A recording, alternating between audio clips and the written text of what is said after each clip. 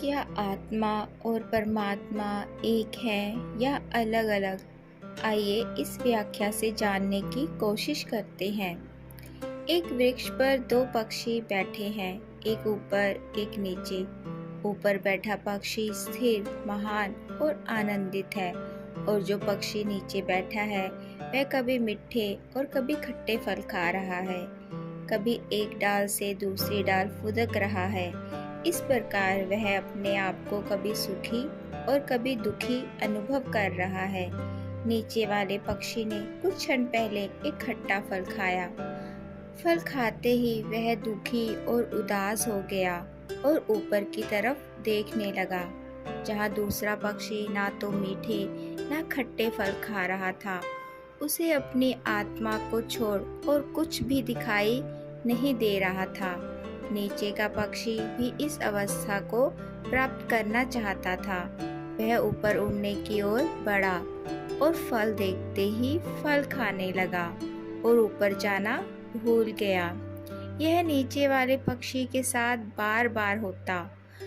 जब वह कोई खट्टा या कड़वा फल खाता तो उसका मन दुखी होता और ऊपर वाले पक्षी के निकट जाने की चेष्टा करता। पर जब वह ऊपर वाले पक्षी के निकट पहुंच जाता है तो देखता है कि उसके परों से ज्योति का प्रकाश फूटकर उसकी देह को प्रकाशित कर रहा है। उसे एक परिवर्तन का अनुभव होता है। वह देखता है उसके चारों तरफ जो कुछ था वह सब विलोपित हो रहा है। अंत में उसने इस अद्भुत परिवर्तन का अर्थ समझा। नीचे वाला पक्षी मानो ऊपर वाले पक्षी का केवल प्रतिबिंब था। वह स्वयं उस परम सत्ता का स्वरूप था जो ऊपर वाला पक्षी ही था। ऊपर वाला पक्षी ईश्वर परमात्मा जगत प्रभु है और नीचे वाला पक्षी जीवात्मा इस जगत के सुख दुख रूपी मीठे कड़वे फलों का भोगता है। जीव जो इस संसारिक भोगों से मोहग्रस्त हो रखा है, इस संसार में रहते हुए हर सुख और दुख भोगता है, पर जब दुख आता है तो वह विचलित होकर ईश्वर की तरफ देखता है, उसकी भक्ति करता है। पर कुछ समय बाद फिर वह संसारिक भोगों में लिप्त हो जाता है और प्रभु को भूल जाता है। मनुष्य जब ईश्वर के निकट जाने का प्रयास करता है तो उसके हृदय में ज्ञान ज्योति का प्रकाश जागृत होता है।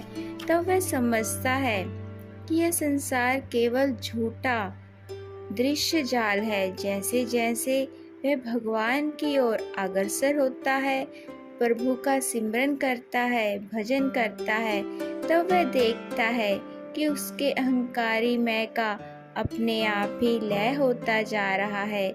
ईश्वर ही हमारी इस जीवन का आधार है, हमारी आत्माओं की आत्मा है। हम सभी के भीतर से प्रभु ही इस जगत में प्रकाशित हो रहा है।